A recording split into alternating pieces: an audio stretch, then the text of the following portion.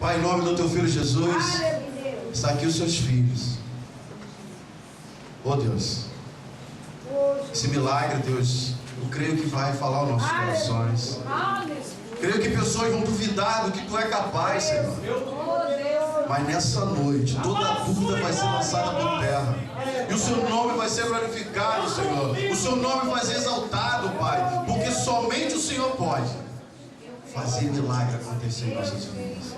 E aqui eu entrego a vida dos teus filhos, ó Deus, do Alexandre e da Núria. Que o Senhor possa usar a vida dele de forma sobrenatural neste lugar, Senhor Deus. Que possa sair da vida deles virtude, unção. E que possamos ser impactados pelo teu poder, pela tua glória. Em nome de Jesus. Amém.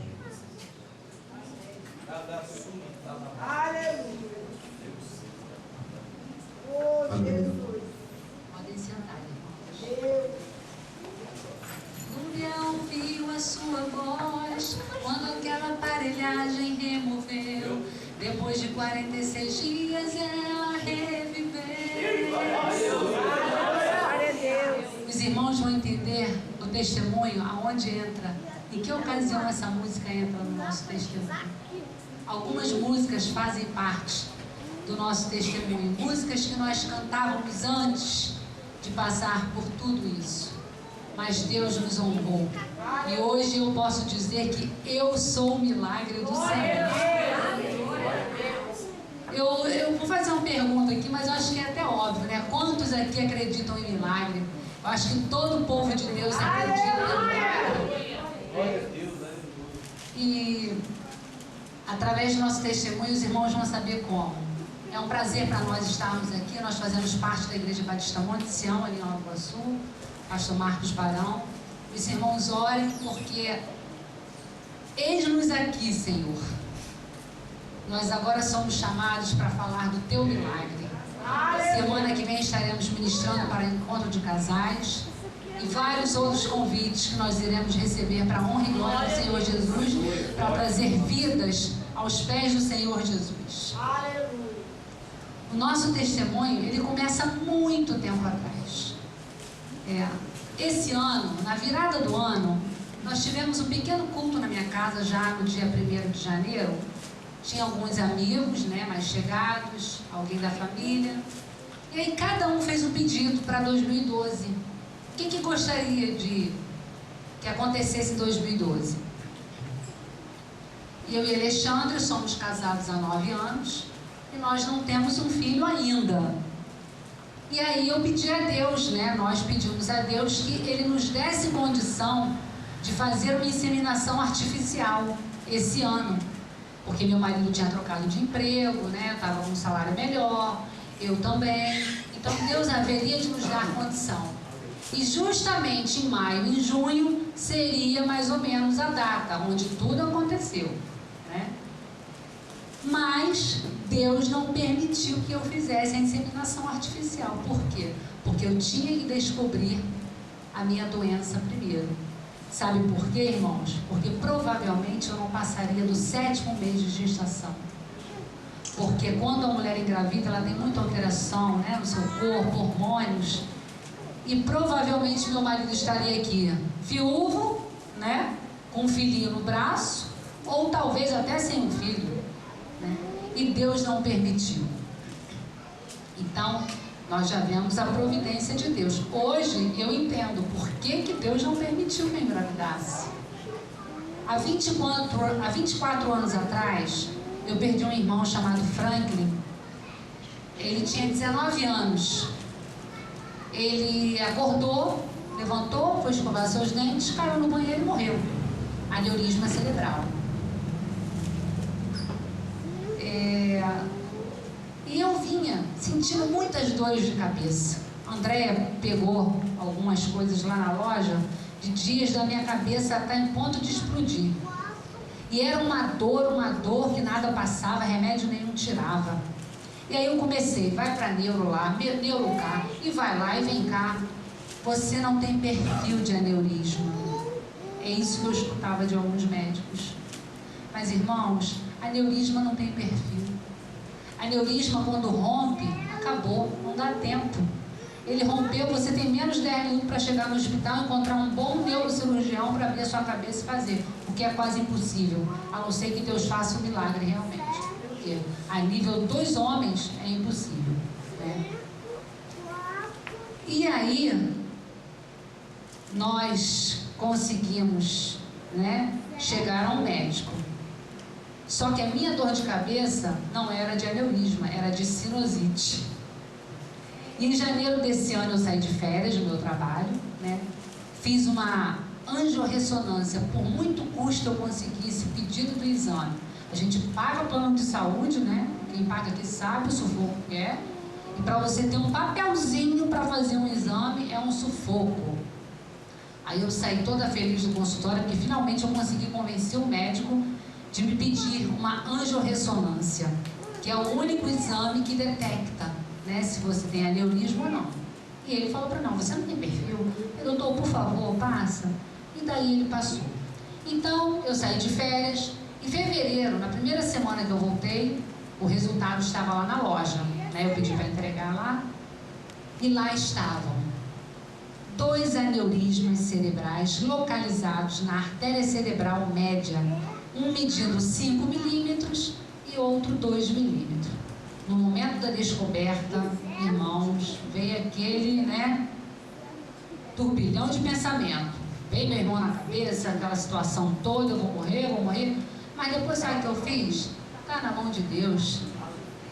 Se eu morrer, eu vou ver a glória de Deus. Se eu não morrer, os irmãos vão ver a glória de Deus manifesta na minha vida. Então eu estou na mão de Deus. Deus é que sabe. Fiquei descansada, né? Coisa que o maridão aqui, né, não ficou. Enquanto eu lá relaxada, ele nervoso. E aí conseguimos ser encaminhados para um excelente neurocirurgião, o Dr. Gustavo Adolfo. Nós conseguimos ser encaminhados para ele. E aí eu levei a angiorressonância para ele dar uma olhada. E aí ele me encaminhou para um outro médico, o Dr. Marcelo Sarmento, que iria fazer em mim um exame chamado arteriografia. Esse exame, ele introduz na artéria femoral, né, aqui na altura da virilha mais ou menos, é um catéter que vai ao cérebro, né, joga lá aquele iodo, não sei o que é, e ele consegue localizar, ver a localização e a posição do aneurisma. Por quê? Porque existem 2 procedimentos que podem ser feitos. Um chamado de embolização, que é também pela artéria femoral, né, que já que eu estava internado uma semana, eu continuaria lá e faria a embolização. São micromolas que são colocadas na artéria e ela mesmo, né, preenche e pronto, acabou. No dia seguinte você tem alta. E aí eu fiz o exame. Acabou o exame, o médico olhou para mim e falou assim, Núbia, em todo o tempo de carreira, eu nunca vi uma paciente tão tranquila como você. Eu falei, doutor, é Deus.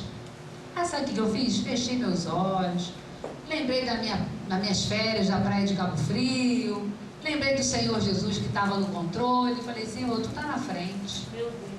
Jesus, tu está aqui comigo, tu me dá a paz que eu preciso. E após terminar o exame, eu chorei, emocionada. Aí ele falou, o que foi? Falei, doutor, eu estou lembrando do meu irmão que não teve a oportunidade que eu tive há 24 anos atrás, porque naquela época não se tinha o recurso que tem hoje, né? E hoje nós temos acesso a esse tipo de cirurgia. E aí, meia hora depois, o doutor Marcelo chega no quarto, eu estive internada no Hospital Balbino durante uma semana, e aí ele chega e fala, olha, infelizmente não vai ser possível fazer a embolização, que seria a cirurgia mais rápida.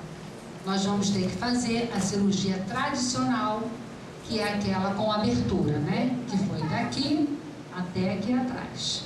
Hoje os irmãos não percebem, né? O cabelo já está crescendo. Mas quem me viu lá no hospital, o negócio estava feio do meu lado, né? Mas Deus me honrou. E Deus honrou a fé do meu marido. Glória a Deus. No dia 8 de março, né, que eu fiz a arteriografia, então o doutor Marcelo conversou com a gente, e aí nós voltamos para o doutor Gustavo, que é o neurocirurgião que iria fazer a cirurgia. E daí, eu não me lembro de mais nada. Deus foi tão misericordioso que Ele apagou tudo da minha mente. Tudo o que aconteceu nesses 46 dias, eu lembro de um dia do meu marido, um dia do meu irmão, um dia da minha cunhada, assim, momentos. André teve várias vezes me visitando, não lembro nem um dia. Ninguém, nada. Então, assim, a misericórdia de Deus estava sobre mim. Aleluia! Deus estava ali e Ele não permitiu que eu lembrasse para não sentir tristeza, não sentir dor. Quem sofreu é quem estava aqui fora. Eu estava num sono profundo, né? Eu digo que o meu sofrimento foi quando eu cheguei em casa, que aí eu comecei a ter noção do que estava acontecendo, né?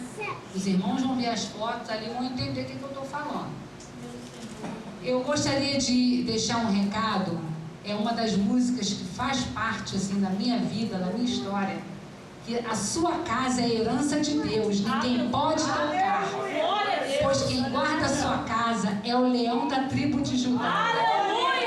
Ele põe e ele tira, ele mata e dá vida, ele faz tudo voltar para o lugar, pois a casa que teme ao Senhor sempre vai triunfar. Essa é a promessa de Deus para a tua casa, para a tua vida. Os irmãos continuem orando por nós, pela minha saúde. Meus movimentos ainda estão um pouco, né, nos braços, ainda não estão totalmente recuperados. Estou fazendo fisioterapia de segunda a sexta-feira, mas Deus está no controle. Isso é mole, né? Em vista de tudo que aconteceu, isso é nada. O braço, não poder levantar e dar um brado a Deus, eu levanto assim, ó, pela metade. Deus recebe meu brado de vitória. E daqui pra frente vocês vão ouvir o que o meu marido vai contar, porque essa parte é com ele. Os 46 dias é com ele. Glória a Deus. Amém, glória a Deus. Glória a Jesus. Aleluia. Eu saúdo a igreja com a santa e gloriosa paz do Senhor, amém? Amém. Pedi aos irmãos que abram suas Bíblias no livro de Hebreus, no capítulo 10, versículo 19 a 23. Hebreus 10,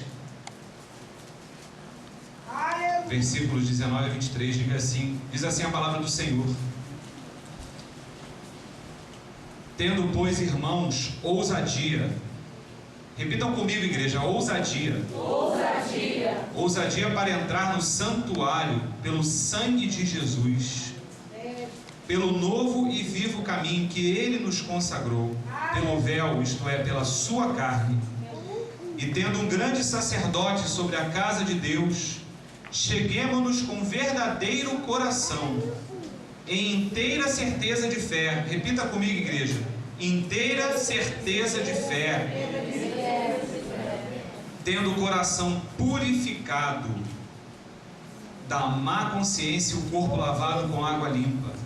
Retenhamos firmes a confissão da nossa esperança, porque fiel, repita comigo, igreja: fiel. Fiel. Jesus é fiel, igreja, amém?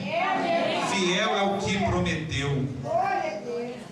Virando a página, irmãos, Hebreus 11:1, diz assim a palavra do Senhor: ora, a fé é o firme fundamento das coisas que se esperam e a prova das coisas que se não veem. Amém? Aleluia.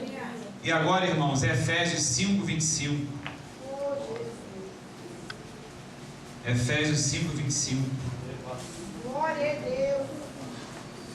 Recado para ti, homem, marido, diz assim a palavra do Senhor: vós, maridos, amai vossa mulher. Repita comigo, só os maridos: amai vossa mulher, como também Cristo amou a igreja e a si mesmo se entregou por ela. Amém? Glória a teu nome, Senhor Jesus. Irmãos, esse testemunho, ele não é apenas um testemunho de cura, ele não é apenas um testemunho do milagre que o Senhor fez na vida da minha esposa, porque o milagre também foi feito na minha vida, na verdade na vida da nossa família. Muita gente que me viu no hospital pensa, ou pensava, nossa, esse rapaz é um super crente, esse rapaz é um homem de Deus. Todos que me viram ali no hospital durante os 46 dias que minha esposa esteve lá, pensavam assim, nossa, esse rapaz ele tem uma fé inabalável. Mas eu digo aos irmãos que não foi sempre assim, e que nós não somos nada sem Jesus. A fé que eu tive durante esse período foi Deus quem me deu essa fé. Louvado seja o nome do Senhor Jesus.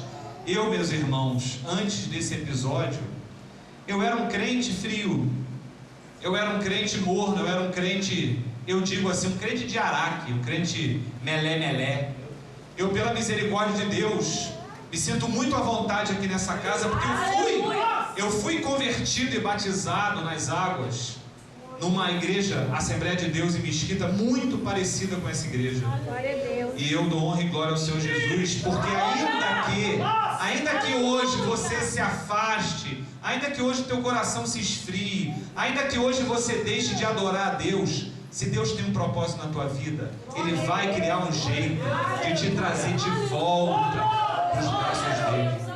E o Senhor Jesus, eu dou glória a Ele. Ele usou tudo isso que aconteceu para que eu e minha casa verdadeiramente possamos dizer, eu e minha casa servimos ao Senhor.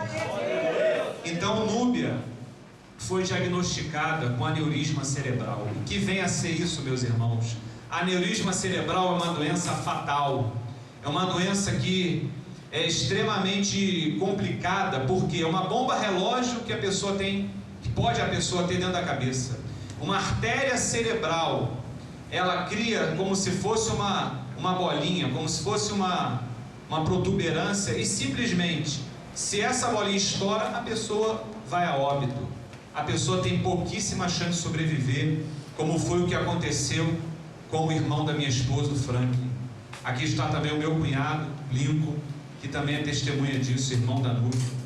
Então, o que aconteceu? Núbia foi diagnosticada, e aí eu já vejo a mão do Senhor operando. Por quê? Porque Núbia descobriu, teve a chance de descobrir antes que o problema acontecesse, e os irmãos já vão entender isso. Então, naquela última consulta com o médico dela, eu cheguei para ele e falei assim, doutor Gustavo, se fosse a tua esposa, o senhor operaria agora ou o senhor esperaria mais uns 6 meses? Porque, meus irmãos, meu coração já estava angustiado, meu coração já estava apertado, porque eu sabia exatamente a gravidade do que era aquilo. Ela tinha uma noção, mas ela estava calma, e eu não entendia o porquê que ela estava tão calma assim, e eu já estava angustiado.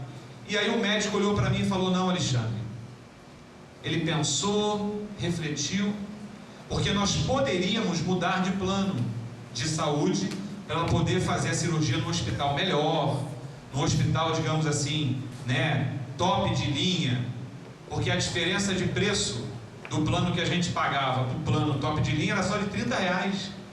Então, mas a gente teria que cumprir uma carência. E ele olhou para mim e falou, não, Alexandre, nós vamos operar agora, nós vamos operar já. E aí ela, amém, nós vamos operar lá. E eu já angustiado. E então no dia 14 de maio desse ano, gente, eu não estou falando de uma coisa que aconteceu há 1 ano nem 2 anos atrás. Isso aconteceu no dia 14 de maio desse ano. Essa foto foi tirada com a Núbia no hospital Amparo Feminino, já está com a roupinha do hospital, no quarto do hospital. E olha aqui ela tranquila, né, gente? Fazendo o V da vitória, e eu já, ó, com o meu coração assim na mão, né? E ela tranquila, serena. Então nós chegamos no hospital às 5h30 da manhã, porque a cirurgia ia ser pela manhã. E o médico disse, não, tudo vai correr bem, e ela vai ficar só 1 semana no hospital, no máximo. Vai ficar uns 2 dias no CTI, e depois vai ter alta. Amém. E ele chegou para mim e falou, Alexandre, você só faz uma coisa, o hospital ele é bom, mas ele não tem um corpo clínico tão bom assim, então eu vou te dar um telefone de um médico que você vai contratar para ficar no período em que ela estiver no hospital, que não vai passar de uma semana. Aí ela na época foi contra, falou, não vai contratar, vai ser mais uma despesa. Eu falei, não, vou contratar sim. Aí liguei para o médico, mandei os exames para ele e contratei o médico. Olha a carinha dela, olha a tranquilidade, né? E aí o que aconteceu? Contratei o médico, ela tranquila, então chegou a anestesista no quarto, deu um comprimidinho do hormonídeo para ela, e aí a preparou e fomos subindo para o centro cirúrgico. Mais ou menos às 7 horas da manhã, fui com ela até a entrada do centro cirúrgico. E aí, gente, daquela porta em diante você já não pode passar. Então oramos e ela entrou tranquila. Só na hora em que ela entrou que ela ficou um pouquinho triste, caiu uma lágrimazinha do olho, mas ela entrou. E aí eu desci para o quarto, juntamente com meu cunhado, Wesley, para aguardar. A cirurgia demoraria no máximo 3 horas. Ou seja, entrou às 7 da manhã, 10 da manhã no máximo 11 horas estaria já tudo bem. E aí, gente, foram passando a primeira hora, a segunda hora, a terceira hora. Então, quando passou a terceira hora, eu já fiquei, subi, falei, subi até o andar do centro cirúrgico, mas não tinha nenhuma notícia. Não tinha ninguém ali que pudesse me dar uma notícia. E aí eu fiquei naquela, descia e subia, toda hora descia e subia. Aí tinha uma enfermeira, eu perguntava, ela, olha, não tenho nenhuma notícia. E aí passou a 4ª hora. E aí eu falei, Senhor, o que está acontecendo? E aí a gente só orava, e eu falei, não, deve estar tudo bem. E aí eu voltava toda hora ali, e não tinha nenhuma notícia, e já tinham se passado 5 horas da cirurgia. Então, quando se passou a 6ª hora, que já era por volta de quase 1 da tarde, a anestesista veio até o quarto e veio falar comigo, olha, tá tudo bem, tá? O médico vai vir conversar com você, porque aconteceu algum imprevisto, mas olha, tá tudo bem. Eu falei, mas o que imprevisto que aconteceu? Não, tá tudo bem, fica tranquilo. E aí, meus irmãos, quando deu a 7ª, quase 8ª hora já da cirurgia, eu voltei para a porta do centro cirúrgico, e aí a porta se abriu, e eu vi a minha esposa sair do centro cirúrgico. A minha esposa saiu entubada, com um catéter profundo no cérebro, na situação que eles chamam de coma induzido, totalmente entubada, respirando com o auxílio dos aparelhos. E aí naquele mesmo momento, Deus me deu um discernimento e eu desci do hospital, desci, e ela foi descendo direto para o CTI, eu não podia nem ficar ao lado dela, e aí eu me tranquei dentro do banheiro do hospital, eu me ajoelhei e eu orei com o rosto virado para a parede, e eu clamei ao Senhor Jesus, eu falei, Senhor Jesus, somente o Senhor tem o poder para mudar essa situação. E eu comecei a orar, e eu comecei a clamar a Deus, e eu comecei a implorar o favor de Deus, e eu não podia entrar no CTI para ver a minha esposa. E aí eu saí do banheiro, e aí o médico falou, já vou conversar com você. O médico desceu para o CTI, e aí o médico voltou e falou, Alexandre, o que aconteceu? No momento em que eu toquei no aneurisma, o aneurisma se rompeu. No momento que o médico, para vocês terem uma noção, essa cirurgia, o médico abre o crânio da pessoa, ou seja, abriu o crânio da minha esposa, tá? Chegou até o cérebro, chegou até a artéria, tá? Localizou o aneurisma, mas no momento em que ele encostou para clipar o aneurisma, ou seja, para eliminar o aneurisma se rompeu. E aí a cirurgia tornou-se um caso de extrema emergência. Por quê? O aneurisma se rompeu, imediatamente tem um sangramento, uma hemorragia cerebral. Uma hemorragia cerebral, que eles chamam de hemorragia subaracnoide, é um quadro gravíssimo. Por quê? Se você não estanca esse sangue, automaticamente a pessoa vai a óbito. E aí a cirurgia se tornou uma cirurgia de emergência. Ele conseguiu estabilizar o sangramento, teve que reconstruir o vaso, mas ela estava num estado gravíssimo. Foi exatamente assim que a minha esposa ficou. Entubada, respirando com auxílio dos aparelhos, em coma profundo.